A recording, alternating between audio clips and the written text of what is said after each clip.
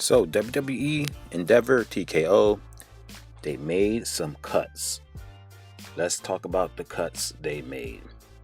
And we know Triple H is in charge. Like he said, he's the one buying the ice cream now. He picks the flavor. It's not Vince's flavor anymore. Pause.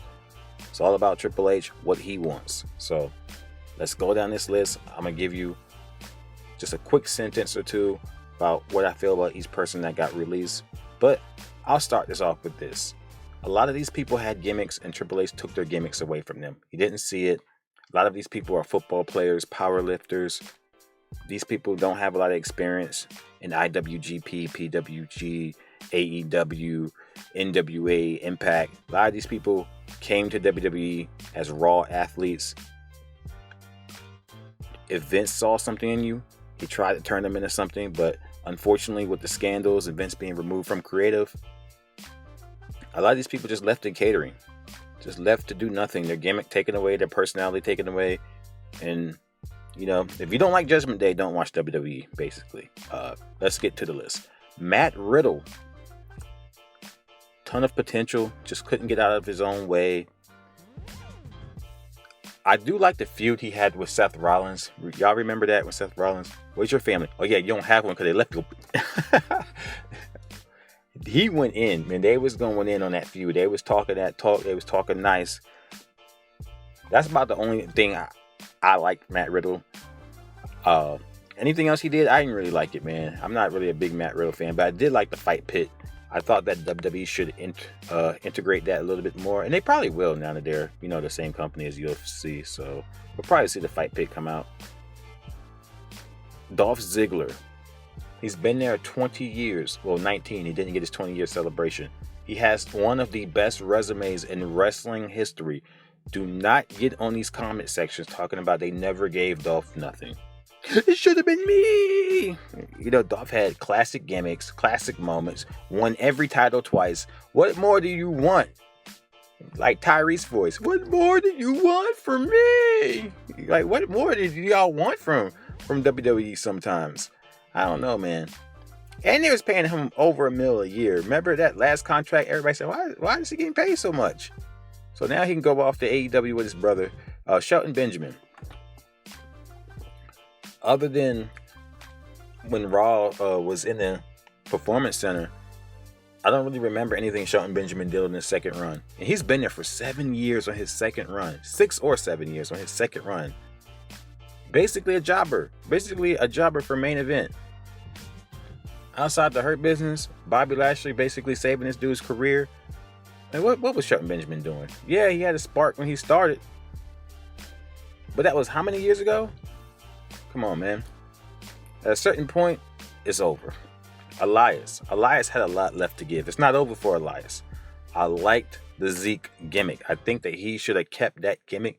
But it seems like for these big powerlifter type dudes, Triple H has some type of problem with them, especially if they have a personality. And it just seems like when he was in Black and Gold, he barely wrestled. He was just a drifter. They didn't even say what his name was. He was just the drifter. He would just walk in the back of somebody's interview. The drifter. It was Vince that said, you know what? This guy has some talent. This guy can talk. I'm going to give him his own segment. Elias got it over, man. Elias got that character. He got both characters over. I honestly don't know why he's gone. I honestly don't know why. Mustafa Ali didn't want to be there anyways. Get a life, kid. Emma. Tennille Dashwood. She's going to do good in Impact. That's kind of where she found her lane. I don't know about WWE so much, especially for the Emma character. There's really not much there. Riddick Moss, they took his character away. Once again, another big power lifter, bodybuilder type dude. It seems like Triple H is just very insecure about these bodybuilder type dudes who got a personality. Anybody that has the potential to be better than what Triple H was, you got to watch out, man. Austin Theory, bro, don't pick up your phone for like the next 2 weeks because Triple H is making the rounds. Aaliyah, I did a video on Aaliyah, but I actually took it down because it wasn't getting any traction. But what was WWE doing with her? Who knows, man? She just disappeared one day. And you saw that coming. Top Dollar. What's interesting is Hit Row is still on the show without him. They was on the show on Friday. So once again, a football player who's not from PWG, who's not from IWGP, who's not from AEW Impact, I definitely see that they didn't like him. They didn't like the fact that he came from outside the wrestling bubble. Vince liked it. Vince saw what they were doing, even though Vince don't listen to hip hop. But Vince understood they brought something different to the table. But I just feel like it wasn't valued by the current content officer. So Top Dollar, and also Top Dollar, when certain people did certain things to Hit Row, Top Dollar would speak back. Top Dollar would clap back, and they don't like people who clap back. Rick Boogs, unfortunately, he's gone, and Rick Boogs has already said it. The removal of Vince is why I'm gone.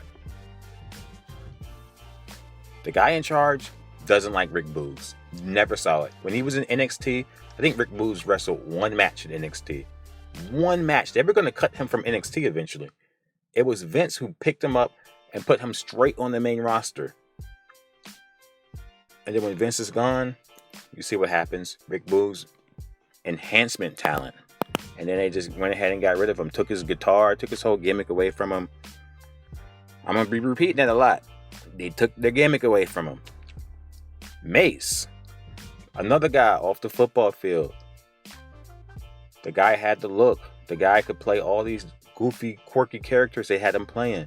For whatever reason, they did not value him, and I think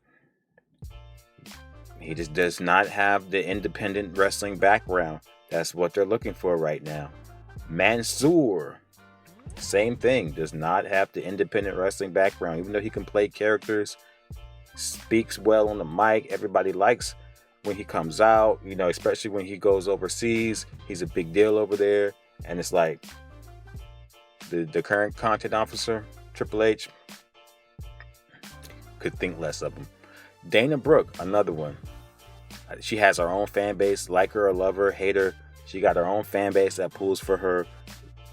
She can generate legitimate heat. She can play all these goofy characters. She even made the 24 belt something that people enjoyed watching. You take all that away from her. Send her to NXT. Took her gimmick away. And look what happens. Dabba-Kato, once again, they took his gimmick away. He was Commander Aziz. They took his gimmick away. I'm going to be saying that a lot. Once they take your gimmick away, that's basically the kiss of death. Shanky. What was he, the 7-foot dancer? Doing the, I don't know what you call it, like the like a traditional like little bop, little in that Indian bop they did in that movie. Y'all know what I'm talking about. Shanky was dancing like that, like they were dancing in that movie. That was basically his character. They took his gimmick away. Now I felt like he shouldn't have been with Jinder and them, but there's no reason why he couldn't have did his dancing gimmick on his own. They took his gimmick away. Admin, that's the jacket guy. Took his gimmick away.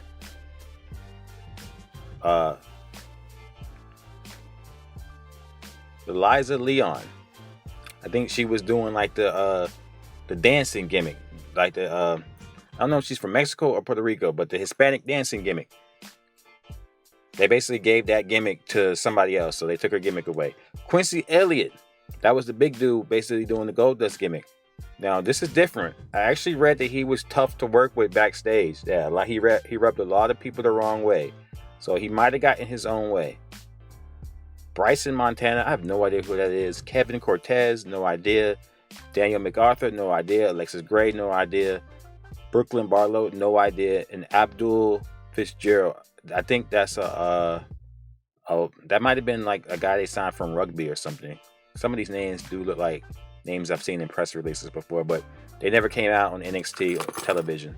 So, as you see, the kiss of death is if you're a bigger guy, you got charisma, you can talk on the mic, you can make people boo you, you can make people cheer you. If they take your gimmick away, you better start watching out. Austin Theory, be on the lookout. Austin Theory, alert, alert, alert.